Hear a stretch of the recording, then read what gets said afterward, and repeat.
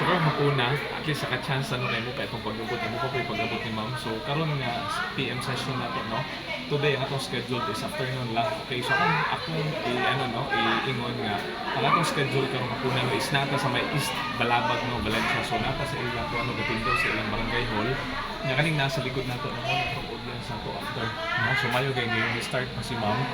And then murag kaulanon po no, hopefully dili ang ulan kaya medyo ang microphone kay microphone. Okay, so after no, i-conduct na to ilang kuan, ang i-conduct na to ang module no, niya. Kita ilang resource person pero mapuna. Kaya right after na itong class na to, nakamanan sa atong health orientation na to. So last month, dari po tagyapon, so salamat pa kay kabalik ko na po karon no, nakasket na. So, kuyugi may unya ano kung tuloy yung hapon. Hopefully no maka-catch pa dito sa may malaon na yung ano kay natay ihatod no kadali. So hopefully dili ra lagi yung ulan kay nang kaliksik naman. Okay, so kita-kita ko niya no.